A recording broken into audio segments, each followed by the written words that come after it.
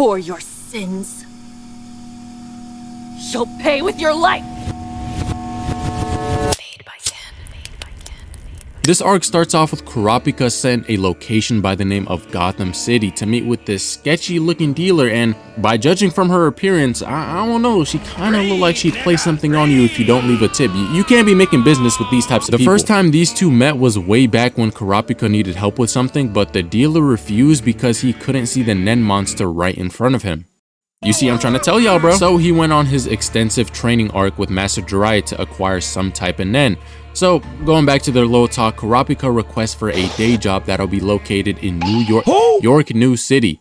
Bro, all this Gotham talk got me thinking crazy right now. The dealer found just the perfect employer and sent him to Batman's estate.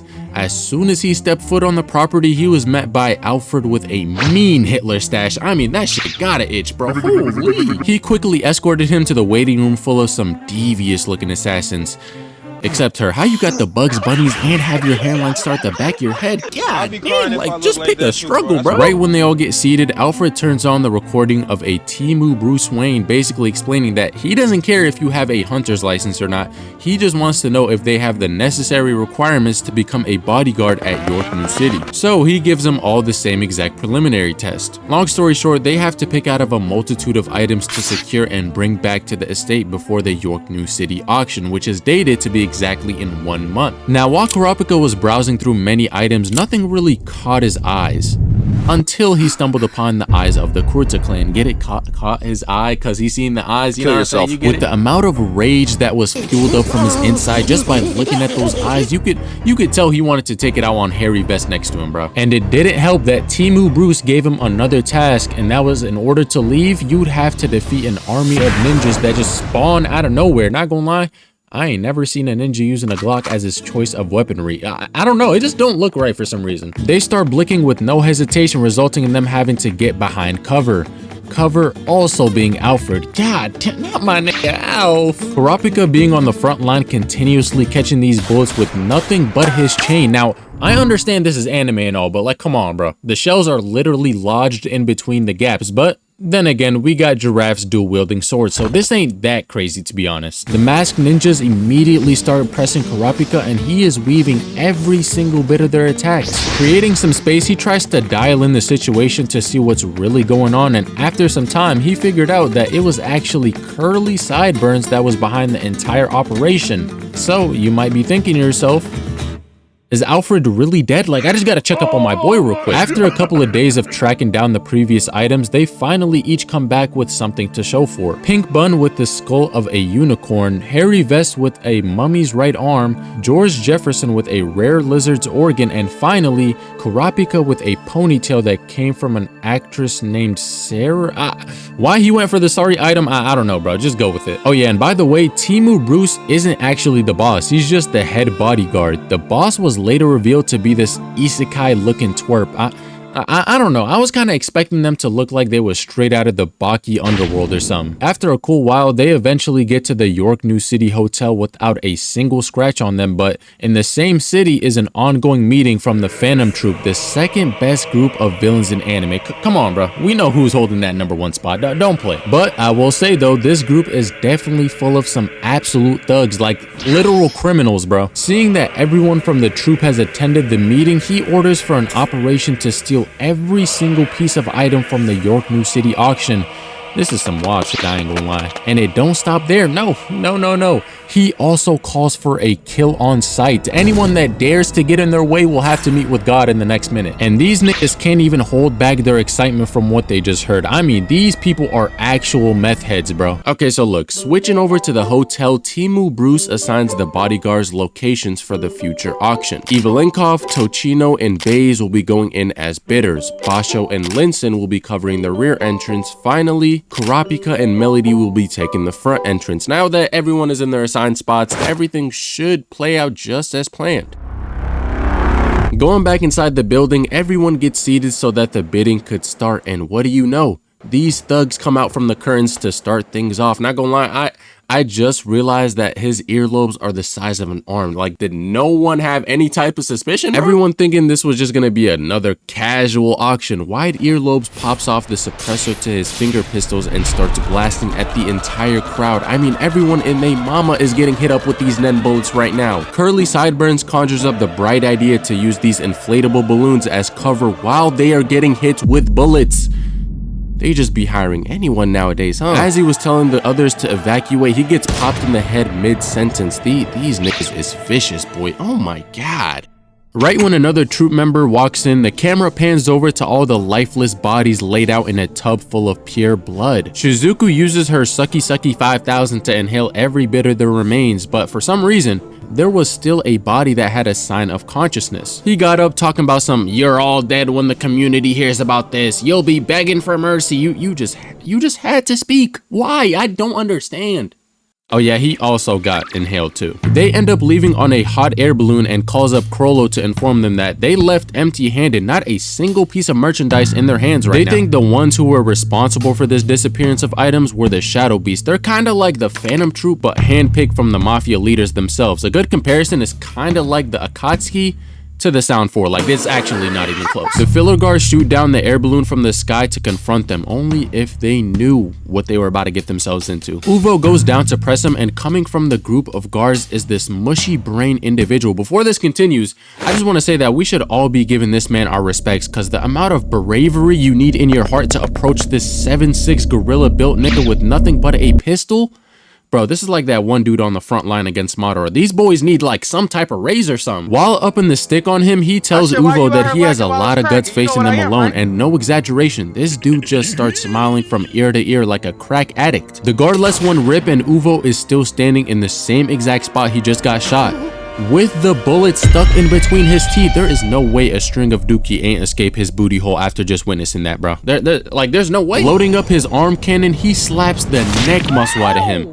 Ah, hell nah.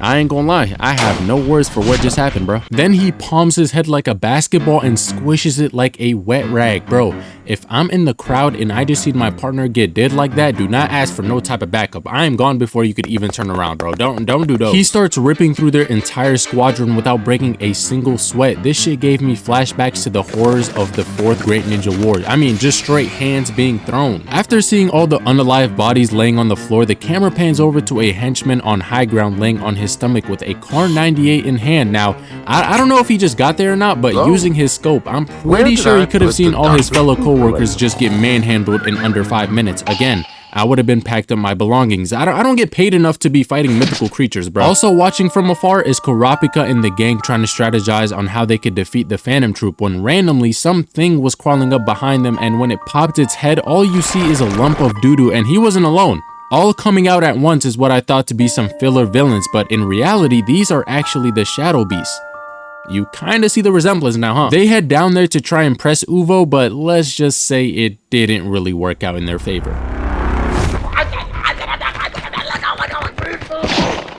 Should've never tried to sneak me, little nigga. Hey, how about you use those same hands on me? Man, who the fuck said that gay ass shit?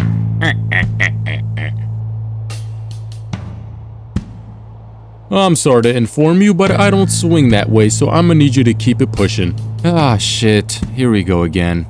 The 4 of us don't swing that way either, futnig. So it's either you're lagging in the brain or one of your team members forgot to set their alarm clock, cause I don't see 4 from my POV. You ain't hear him? He said 4, bitch. Good one. Oh no. Yeah, damn.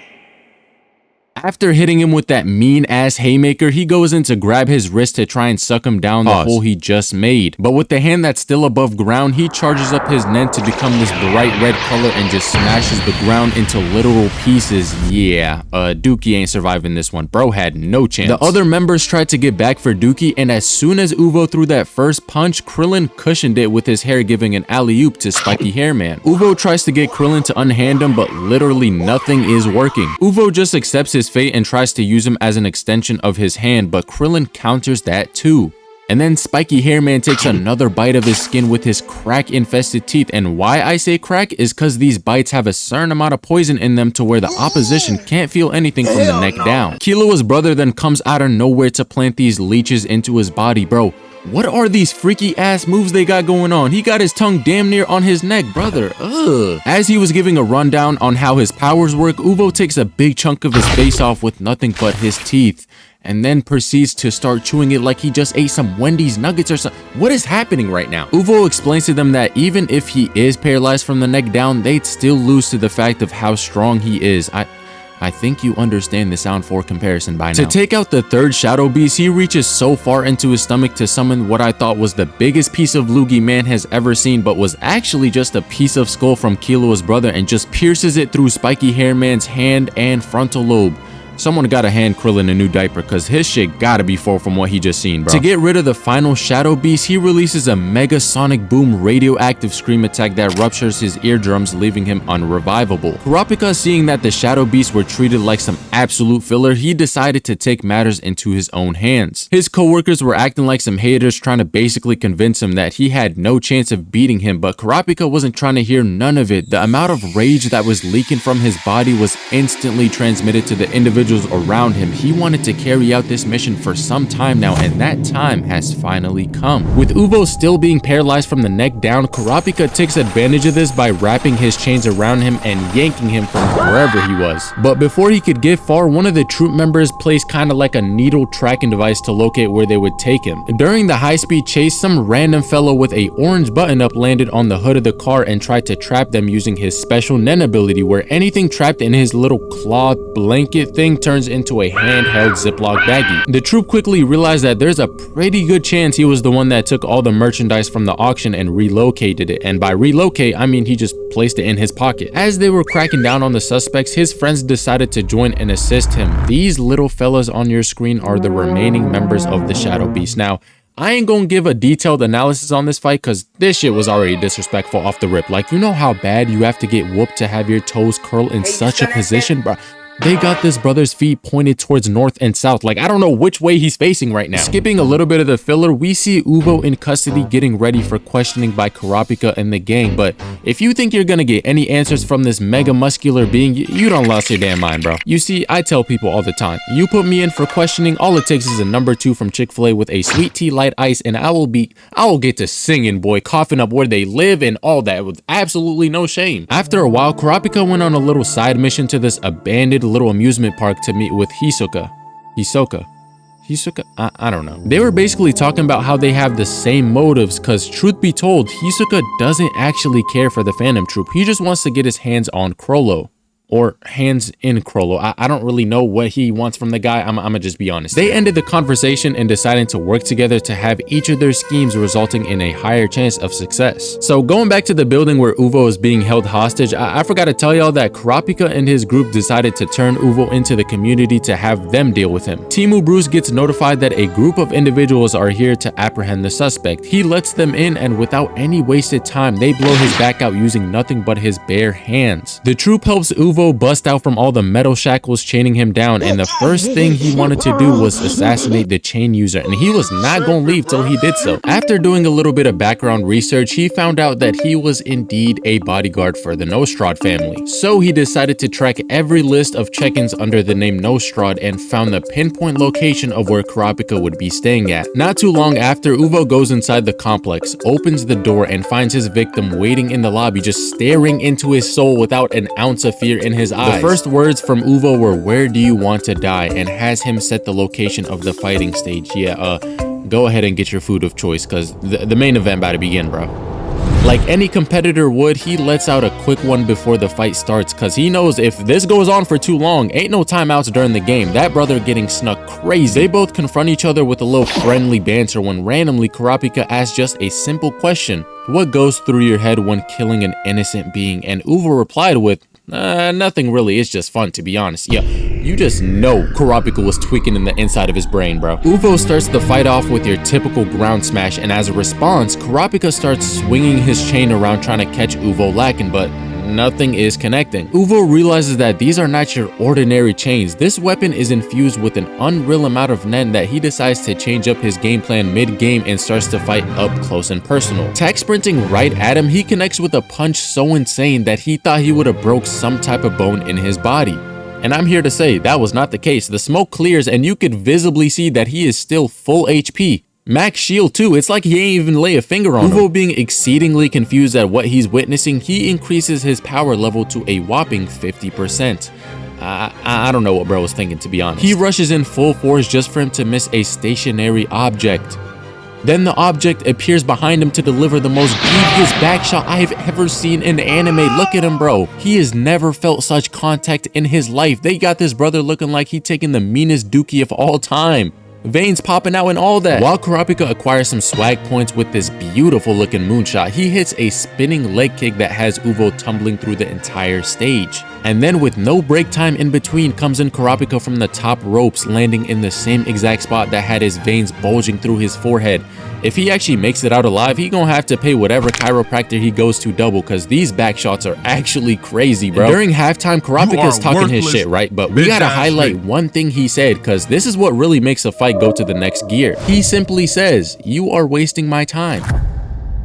And this provoked Uvo to such levels that he went Mega Ultra Super Saiyan and punched the ground for a second time, but this time was a little different. This big bang attack caused so much smoke that it surrounded Kurapika, leaving him basically blind. Uvo randomly appears from the shadows and attacks the same exact arm from the previous attack, but the difference with this one is he completely shattered his entire forearm, and if that's his gooning arm, say goodbye. Ain't no more intense sessions after this. Flying backwards, Kurapika expresses that he is impressed that Uvo is able to use Iin to such a degree, then reveals that he has also been using Iin this entire time. Okay, now I can see y'all face looking crazy confused, so I'm gonna try to explain it to the best of my ability. So Iin is basically an ability where you not only conceal your physical body, but also your entire presence. Kind of like if you use Dead Silence from COD for a certain duration to catch your opponent lacking. And the crazy part about all this is I could have been wrong about the entire thing. Y'all gotta give me a break, bro. This Nen shit is confusing as hell. Someone also confused is Uvo, cause he just can't wrap his head around how he's able to use so many Nen techniques all at once. Kurapika gives him a little hint by activating his scarlet eyes, and this has Uvo light up from the inside. He looked exactly like how Orochimaru did when he first seen the Sharingan. Just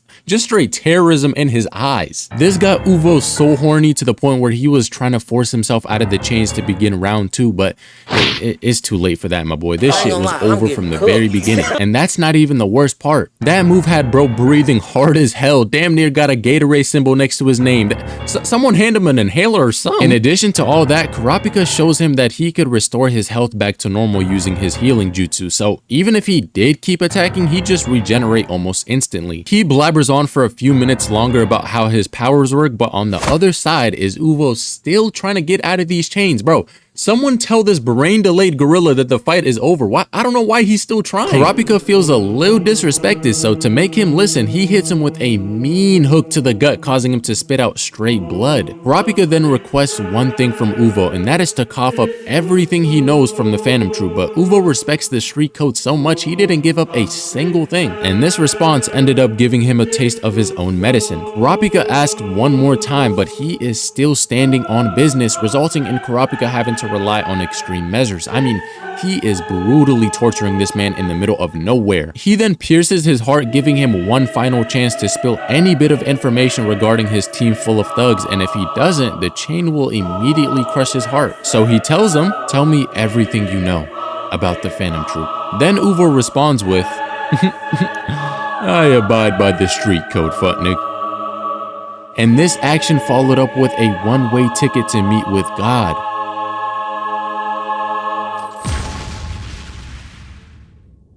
While his cold body is lying on the hard floor full of debris, Kurapika goes into his inventory to pull out a shovel to bury Uvo's dead corpse. This anime came out decades ago, and this is still one of the most disrespectful endings to a fight I have ever seen. So going back to the inner city, the mafia leaders decided to reschedule the auction, but this time came prepared. They hired 9 hitmen in total just in case the Phantom Troupe try to cause any funny business. These hitmen consist of Kurapika, 6 filler characters, and then Silva and Gramps from the Zoldyck family. And you know the Zoldyck family has a long history of getting shit done. The Mafia leaders demand they eliminate them by any means, but the problem is they don't have any type of description on what they exactly look like.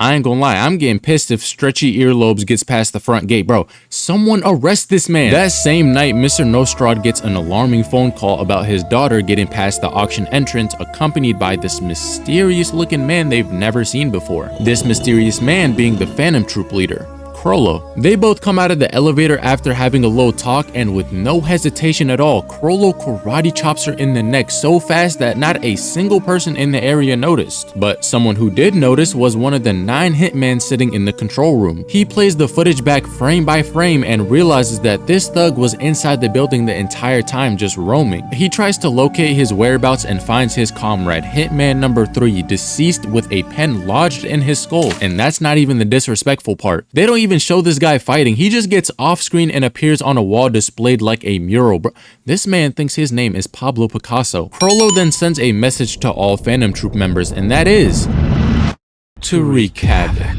And these fellas followed that order to a T. They were destroying all type of vehicles, buildings, nigga, people, literally anything they could get their filthy hands on. They were seriously just trying stuff out there. I seen one of them have this brother's head spin 720 degrees. I ain't even know that shit was possible. And overlooking all of this chaos of destruction is none other than Krollo Lucifer, bro. I don't care, bro. They got this man at the top of the building just aura farming with no type of huzz around, literally just for the aesthetic, bro. After orchestrating the disastrous obliteration of the city, he goes around the building silently eliminating the rest of the filler assassins. Kurapika and the Zoldyck family are simultaneously doing their very own investigation to maybe get a lead on where the Phantom Troupe member might be hiding. Kurapika makes it to the door where he believes Krollo will be present inside, but just so happens to get a call demanding that he gets back to the room to guard the little twerp. So Tagashi decided to sub in the Zoldycks in the place of Kurapika. That shit would have been an insane squabble session. Both Zoldycks enter the room to find their prey on the opposite side of the room, just eyeing him down. He not even blinking either. I know his eyes hurt. Bro, no exaggeration when I tell y'all that they had maybe a 2-sentence conversation. Starts walking to each other, then just vanishes towards one another. This how you know this shit gonna be some heat. No type of dialogue whatsoever, just straight to the hands. Silva rushes down holding R2 trying to connect with a leg sweep. Gramps then comes in hot with his 8 trigram 64 palms and makes very minimal contact. Silva comes in from the back door with a heavy right hook, then gets snuck from the back with an intense energy blast. Just for Silva to come back and try to use Krollo as a welcome home mat. Bro, did these niggas have like a team huddle before they fought? Well, what is this 1-2 play action they got going on? And I didn't even notice this the first time I analyzed it, but if you pay very close attention, you could clearly see he was so close to turning him into some premium jello that he ripped off the remaining part of his jacket. They are really trying to kill this nigga, bro. Finally going on the offensive, Krollo gets a slight hit using his weird looking bendy knife. But like no amateur, Silva realizes that this knife has a hint of poison in it and quickly gives himself a medkit for the time being. During the halftime break, Gramps tells Silva that he wants nothing but a fair squabble and that if he has Krollo pinned down, under no circumstance should he hesitate to blast him in the face, even if Gramps is in the crossfire while doing so. Gramps then slowly approaches him, focusing his aura into his hands, and Krollo's speedy response was to pull out this mysterious book the same size as a Harry Potter novel. This book is made up of an endless amount of pages that consist of previous opponents' powers that he could use anytime he pleases. Just think about like what Kakashi can do, just not having to summon a manual every time you gotta fight someone, but you know, it's kind of cool. From all the pages he could have picked from, he chose the blanket ability. Like, are we gonna take a mid-break nap or something? I know you got something better in the chamber, bro. If you already forgot, this ability was stolen from one of the Shadow Beast members, and if you actually did forget, I don't even blame you because they got off-screen crazy. Gramps gets confused at what Krollo is trying to accomplish, so he plays it safe by creating this enormous-sized dragon that he could control like a remote-powered toy. He also figures out that Krollo is trying to close the gap between them to use the blanket ability, so he keeps his distance by keeping the pressure on him. Krollo eventually loses to Plot getting caught off guard, and Gramps wastes no time putting the belt to his ass, and with the biggest smile on his face too. He tells Silva to shoot and conjures up 2 Onyx Chidori infused Rasengans and sends it towards the both of them to have him meet with Uncle Benjamin. Well, not exactly. You see, before this fight ever went down, Crollo paid Illumi to assassinate the 10 Dons, and if the 10 Dons are dead, then Silva and Gramps won't be able to get compensated for the hitman work they're doing, and the Zoldycks do not work for free. So after they heard the news that they got off screen, he was like, yeah, it was a fun fight, but I ain't getting used like no slave man, so I'ma catch you on the flip, my boy, gotta go. So with that, ladies and gentlemen, the Yorknew City arc comes to an end. If you mess with the video, don't forget to like, subscribe, and I'ma catch you on the... what you doing? What you doing? What you mean? What am I doing? I'm wrapping up the video. Isn't it obvious? There's still a couple more episodes in the arc. You ain't done. Oh yeah, you right. Damn, how did I forget something like that? Yeah, I know I'm right. So I'm gonna need you to get to it quick, my boy. Oh shit, who is this? Oh, hold up, I gotta take this, bro. It's someone important. I'm gonna be right back, bro. No, don't worry. I'm gonna be right back. Ain't no way you just add a ringtone sound effect, bro. No one is calling you right now. Hello? Wow, the end screen? You serious right now? That's how we moving? Okay. I mean, the video was good, so I'm gonna watch the one up on the screen, but still, you just gonna do us like that? That's crazy. That's insane. All right, I'm back. What did I miss? Yo, there's no way.